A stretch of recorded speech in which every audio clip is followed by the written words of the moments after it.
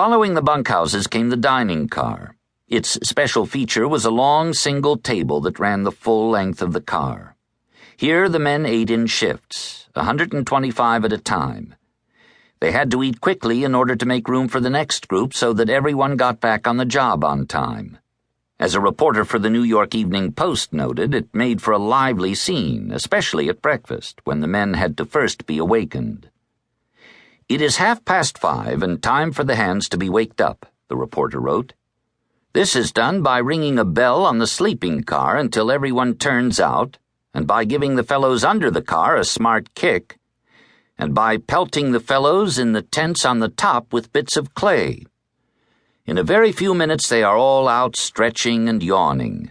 Another bell and they crowd in for breakfast. The table is lighted by hanging lamps, for it is yet hardly daylight. At intervals of about a yard are wooden buckets of coffee, great plates of bread, and platters of meat. There is no ceremony. Every man dips his cup into the buckets of coffee and sticks his own fork into whatever is nearest him. If a man has got enough and is through, he quietly puts one foot on the middle of the table and steps across." The dining car had another feature, one that was also part of each of the bunkhouses. In every handy spot there were long racks holding rifles. Between them, the bunkhouses and the dining car held more than 1,000 of these weapons, ready to be used in the event of an attack by Native Americans.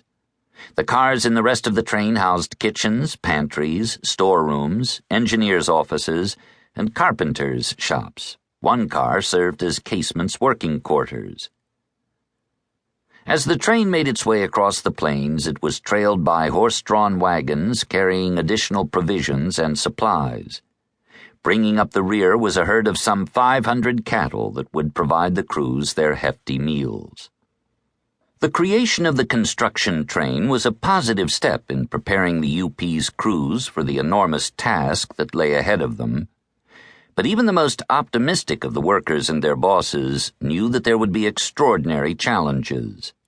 High on the list would be keeping the construction crews fully supplied with the tons of materials they needed to carry out their work. They would be crossing the plains for more than 1,500 miles, and with each passing mile they would be moving farther away from the sources of their vital supplies. To supply 1 mile of track with material and supplies required about 40 cars, Grenville Dodge would write. As on the plains, everything, rails, ties, bridging, fastenings, all railway supplies, fuel for locomotives and trains, and supplies for men and animals on the entire work, had to be transported from the Missouri River. Therefore, as we moved westward, every 100 miles added vastly to our transportation. Throughout the entire trek across the continent, one of the greatest concerns of the UP's men and officials was that they would lose their race against the CP by running out of supplies. There were other serious challenges as well. Weather was certainly one of them. In winter, the plains could be as bitterly cold and as blizzard-prone as the high mountains in which the Central Pacific was now struggling.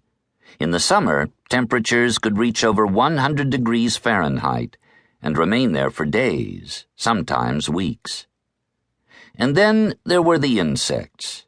As any of those in Casement's army who had spent time on the prairie knew all too well, the plains were swarming with the creatures.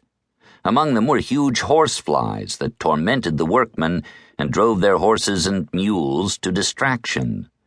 Worse yet were the billions of grasshoppers that periodically swept across the plains.